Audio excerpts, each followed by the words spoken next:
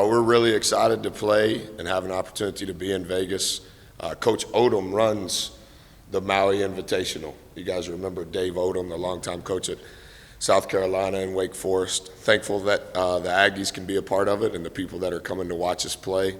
I think 3 games in 3 days, when you talk about the level of competition, it's critical that all 11 of our guys give their best effort. I think that what we did on Wednesday was paramount for us having a chance in Vegas.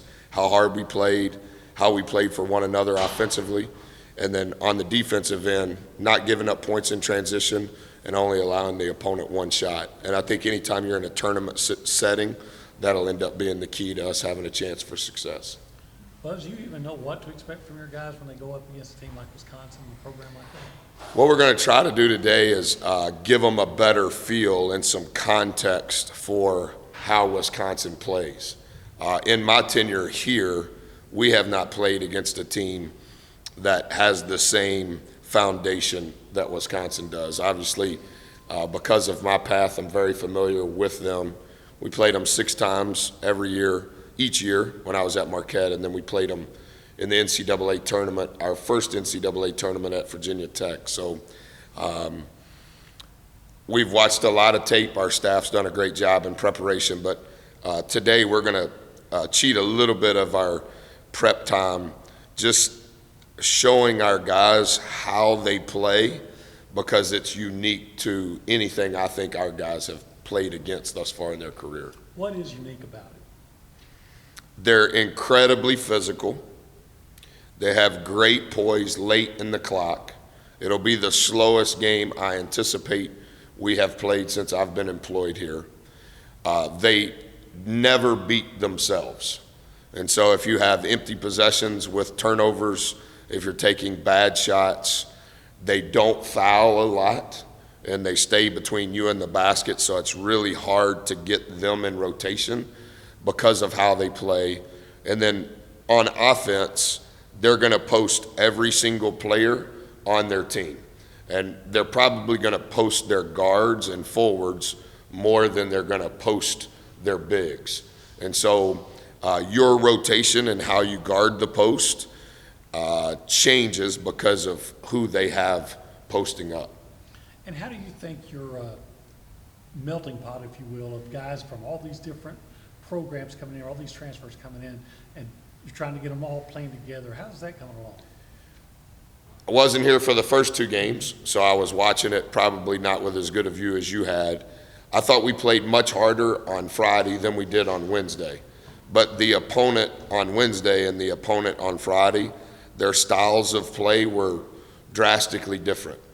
I thought we were okay on Sunday, but I thought Wednesday was our best effort. I thought it was the best melting pot. We're all going in the same direction offensively. And then for sure, it was the best we had done finishing the possession on the defensive glass. I think we have to be succinct as coaches with as many new guys in explaining to our guys, this is our standard / these are the priorities relative to how we win this game. And so that's a little different when there's so many new guys that haven't played real minutes at this level. How can we boil it down to the lowest common denominator so that they understand what we're expecting of them, and then also what they need to execute? Will you learn a lot about your guys? Because I know a couple of years ago, y'all went on a tournament, and it didn't go well, but y'all ended up having a really strong season. So I wonder if it's too early. Yeah, it is early. We've played 4 games, obviously, in the first week of the season, and now we're about to play 3 games in the second week of the season. Excited to play with this level of exposure, but at the same time, I hope that our teams always are better after Valentine's Day than before Christmas. You want to make steady growth. You want there to be a crescendo to how you play, how you execute, but all coaches, all players want to be able to play at this level.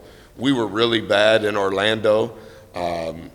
Temple just absolutely was way tougher than us in game number 2 there. I thought we were okay in game number 1. And then against Fairfield, you know, The kid had multiple threes. I think he ended with 31 that particular game. And so this is a different group.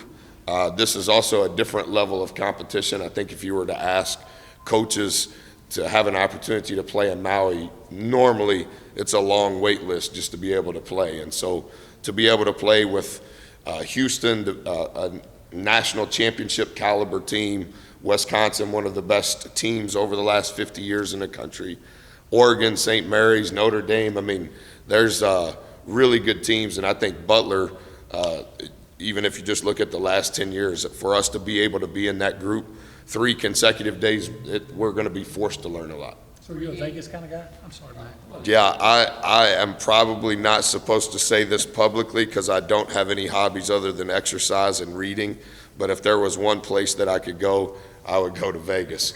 It's just that this time in Vegas, I'll actually do nothing other than be a coach. So whether the tournament's in Maui or Vegas or Bryan, my role will stay the same. But if I have a chance to go to Vegas, I love live music, I love shows, I love numbers. So I know my parents would be disappointed in me, but I like to throw dice, and I have a distinct style in how I bet. And I guess Corey and I have been married a little over 20 years, and I taught her this is how you play the odds. And so she does the exact opposite of what I've taught her. So it's always a push. Either I'm winning, she's losing, or she's winning and I'm losing based on the numbers. 3 games in 3 days, Buzz. Is this where kind of boot camp comes into play? Because I know it's a big ball in your legs. Yeah, I think it's where boot camp comes into play. I also think it's where I hope that how we have assimilated the roster and the grouping of guys that we have, that our depth can play a factor. It's a little too early through a unique first week, particularly with 4 games in a unique week, to exactly know what the bench is or who's going to start or who should finish. I think we've made some progress on that, but every game we've had 11 guys play. I think we had 4 guys in double figures on Wednesday. I think we had 5 guys in double figures on Sunday. I think on Wednesday, everybody of the 11 played double-digit minutes. That's good. You know, you can absorb somebody not playing well. You can absorb somebody in early foul trouble. You can hold guys accountable. So I like playing with a lot of depth and a lot of guys that can help in multiple ways. I don't know that we're fluid in how we're going to do that yet, but I think we've made a good in a 1 week, we've made some strides in that. I know we talked a lot of defensive rebounding after the game last Sunday, whenever it was. Whenever it was. Yeah. What is the next steps for your front court that you'd like to see maybe beyond that, or is that the main thing you really are looking at? Yeah, I think our guards, specific to defensive rebounding, I think our guards have got to have just as much of a role, Travis, as maybe our bigs. Because for the most part, every team is going to send 2 guys back. And so we need it to be 5-on-3 relative to the numbers. And then on the weak side of the court, relative to where the shot is taken, we need to have more guys than they do. And so even though the stat sheet may say a particular number relative to someone's name and how many rebounds they had, in how we do it, it's not just who got it, it's what led to that person getting it. And so I don't think we were great in the first 3 games, any of us, from a defensive rebounding percentage. 38% is what they were rebounding, and then on Wednesday it was 19%. That distinctly changes our team. And it changes our team not only defensively, but it changes our team offensively. The only guys on our roster, JB, Ethan, Aaron, if those 3 guys get a rebound, they're going to throw it to somebody else. But if anybody else on our team gets a rebound, in that particular possession, they're initiating offense. For instance, on Sunday, Hassan had 5 defensive rebounds in the first half. For that particular game, he rebounded 35% of the balls that were missed when we were on defense. That's a phenomenal number for a guard. But he ended up with 6, but that was 6 times that he got the ball, that he is initiating offense, and we should have 2 guys ahead of him.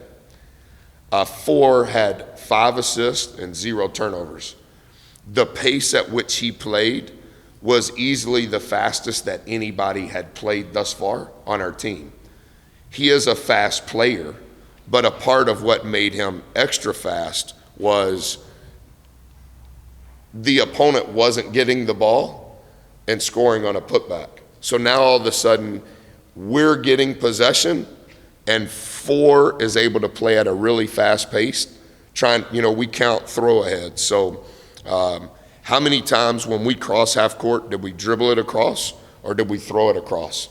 And 4 is elite at throwing it across. And when we don't throw it across, we don't want to just keep dribbling on the same words we use. We want to cross the street so that as we're crossing the street, the defense has to go from ball side to weak side. I thought his pace was a game changer. But the reason we had that pace is we were finishing with a defensive rebound. So there's a compound impact to us being able to finish the possession defensively. And 20% difference in a 68-ish possession game, that's dramatic. And I thought that was why we scored at such a high rate, but it was also why they didn't score in transition as much. And then we're not fouling them as much. And also, they're only getting 1 shot. So there's like layers to why that's so important. And I think for our team, based on what I know through 4 games, that has to become a constant. Because if teams are rebounding at the 38% mark that they were in games 1 through 3, that's too hard to overcome mathematically. Have y'all figured out what any changes to whiteboard stats are going to be this year yet? Yeah, we're doing, I'm about to do whiteboard stats with our guys to praise them. We had 13 turkeys. That's the highest number in my entire career. I think that was my 478th game as a coach. I think that's right. Never have had 13 turkeys. We had 13 turkeys. We had 3 charges. That's good. That's not great. We had 3 first to the floors. That's good, not great.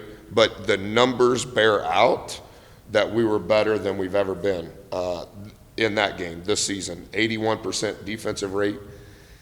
For some reason, our contested 3 percentage number, we're bad. And I have some ideas on why it's bad. Some of it is our transition defense, but that's the next thing that we have to shore up. That would help.